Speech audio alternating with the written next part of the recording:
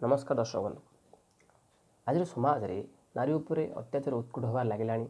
दिनों दिन भारत में धर्षण केस बढ़िबार लगी।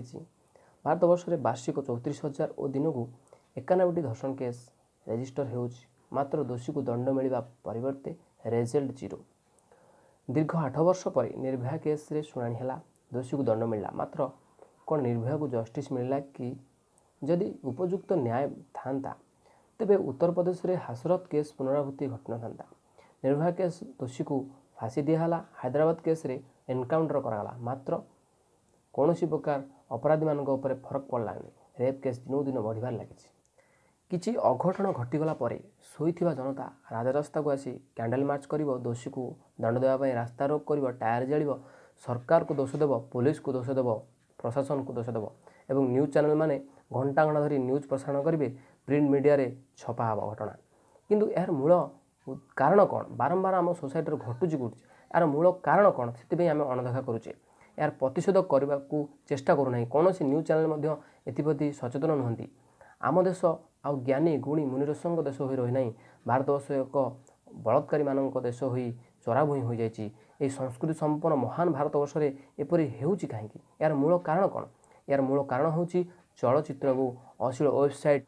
चलचित्र रे नायिकाटी विज्ञापन मॉडलटी संक्षिप्त पोशाक उत्तेजक वेशभूषा हो रही जाए, मात्र ताकू अनुकरण करी अनुता किशोरी नारी कन्या मैंने विकृत वेश को आपणाई निजको सजाए निज समस्या सृष्टि करुँच।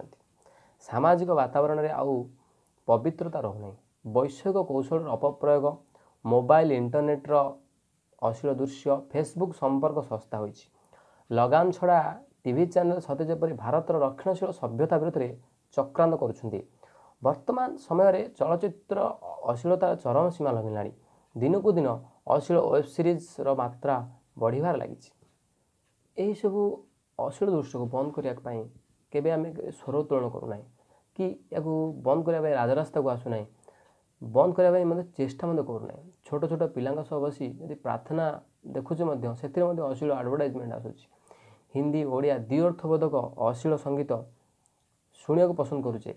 सीरियल रे किसी खराब दृश्य देखिले या विरोध करने को आम सत्साहस करूना। परिवार समस्त सदस्य मैंने मिसिक अश्लील देखुचे, मन क्या मन राग आसुना कि कहीं विरोध करूना।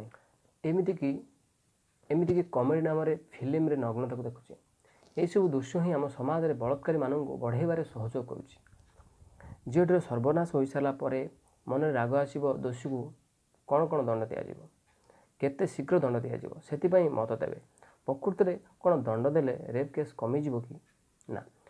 Social media, TV channel, website विरोध में आपण मैंने स्वर उत्तोलन करेंगे ना, कारण से आपण मानू मनोरंजन देउछ। आम मैंने बुझीपारुने जे से अश्लील मनोरंजन आम समाज में आम झील भू मानकर सर्वनाश कर लगी। नारीर नग्नता चित्र को आजिकल बहुल भाव में सिनेमा, टीवी, परदार विज्ञापन फलक व्यावसायिक उद्देश्य व्यवहार कर अर्थ उपार्जन कर लगी। नारीर अवमानना पछरे नारीर ही हाथ अच्छी। एते सुंदरमय माधुरमय विश्व में मनोरंजन पाई समस्ते नारीर अश्लीलता को माध्यम कर बंद होगा दरकार। जेते कठोर आईन आसिले अश्लीलता बंद नहले धर्षण बंद हो ना। कोमलमती पिलाटी को रामायण महाभारत देखाइबा परिवर्ते आम मैंने मोबाइल धरी देउचे, से जहाँ देखला ताकू बारण करने को आम पाखे समय ना। किसी घटना घटीगला सोशल मीडिया रे लंबा लंबा कमेंट और से केस को स्टेटस देवारे आम पाखे समय आसजिव, किंतु या विरोध करने पाखे आम पाखे समय ना।